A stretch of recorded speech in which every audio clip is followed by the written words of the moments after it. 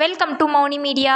Director Jaguar Thangam இவரை ஒரு ஆக்டரா அப்புறமா ஒரு ஸ்டண்ட் மாஸ்டரா தமிழ் சினிமாவில் மட்டும் இல்லை இந்திய சினிமாவிலுமே எல்லாருக்குமே தெரியும். ஏன்னா இவர் தமிழ், தெலுங்கு, மலையாளம் இந்த மாதிரி தென்னிந்திய சினிமாவில் ஸ்டண்ட் மாஸ்டராக இருக்கிறாரு. ஆனால் இவரை ஒரு டைரக்டரா எத்தனை பேருக்கு தெரியும்னு தெரியல. அப்போ உங்களுக்கு ஏற்கனவே இவர் டைரக்டர் அப்படின்னு தெரியும்னா கமெண்ட்ல சொல்லுங்க. இவரை புரூஸ்லிக்கு அப்புறமா அந்த இடத்துல இவரை தான் சொல்லுவாங்க. அந்த லெவலுக்கு பிட்டா இருக்கிறவரு, சினிமா துறையில இன்னைக்கு வரைக்குமே ஸ்டண்ட் பண்ணிட்டு இருக்கிறவரு. சோபன் பாபுல இருந்து தமிழ் சினிமாவில் ரஜினிகாந்த், சத்யராஜ், அர்ஜுன், விஜய் இவங்க வரைக்குமே எல்லாருக்குமே ஸ்டண்ட் பண்ணிட்டு இருக்கிறவரு.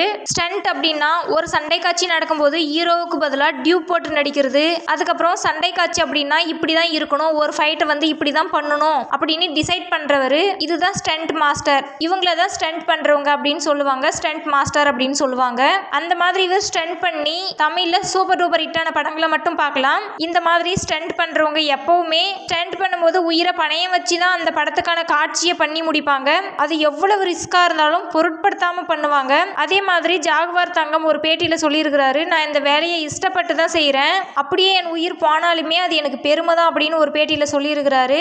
அந்த லெவலுக்கு வெறித்தனமா இந்த வேலையை பிடிச்சி பண்ணிட்டு இருக்கிறதா சொல்லியிருக்கிறாரு. நான் ஏன் இதை இவ்வளவு விளக்கமா சொல்றேன் அப்படின்னா, அது ஒரு வேலை தானே அப்படின்னு பார்க்காம அவங்களுடைய வழிகள் எல்லாருக்குமே புரியணும் அப்படின்றதுக்காக தான் சொல்றேன். சரி, ஓகேங்க. இவர் டைரக்ஷன் பண்ண படத்தை பார்க்கறதுக்கு முன்னாடி இவர் ஸ்டண்ட் பண்ண படங்களை பார்க்கலாம். அப்புறம் இதுல முக்கியமான விஷயம் என்னன்னா, இவருடைய பெயர் வந்து ஜாகுவார். இவருடைய பேருக்கு பின்னாடி தங்கம் அப்படின்ற பேர் எப்படி வந்துச்சுன்னா, ஒரு மலையாள நடிகரான சந்திரகுமார் தான் ஜாகுவார் தங்கம் அப்படின்ற பேரை இவருக்கு பட்டமா கொடுத்தாரு.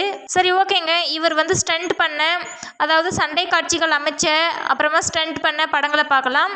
இவருடைய முதல் படம் வந்து இவர் ஸ்டண்ட் பண்ண முதல் படம் வெற்றி, அப்புறம் வைகாசி பிறந்தாச்சு, மகராசன், பேண்ட் மாஸ்டர், அம்மன் கோவில் வாசலிலே, விரலுக்கேத்த வீக்கம், அவள் வருவாளா, பிரியமுடன், நிலவேவா, என்றென்றும் காதல், ஷாஜகான், உன்னை நினைத்து, தென்காசிப்பட்டினம், நம்ம வீட்டு கல்யாணம், பகவதி, திருடா திருடி, இந்த மாதிரி இவர் நிறைய படங்களுக்கு பண்ணியிருக்கிறாரு. நம்ம அதில் ஒரு சில படங்களை தான் பார்த்தோம். இப்போ இவர் டைரக்ஷன் பண்ண படங்களை பார்க்கலாம். அதாவது இவர் 2008 தான் இவருடைய படத்தை டைரக்ஷன் பண்ணலாம் அப்படின்னு முடிவு பண்ணி 2008 ஒரு படத்துக்கான ஸ்கிரிப்டை எழுதுறாரு.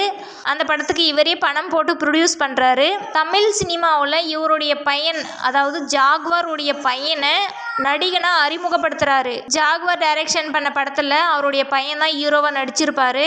ஆனால் அந்த படம் வந்து தோல்வி படம் ஆயிடுச்சு. அந்த படம் தாங்க சூர்யா அப்படின்ற படம். இது போன்ற அடுத்தடுத்த தகவல்களுக்கு எங்கள் மௌனி மீடியா சேனலுடன் இணைந்திருங்கள். இதே மாதிரி அடுத்த வீடியோவில் சந்திக்கலாம். நன்றி.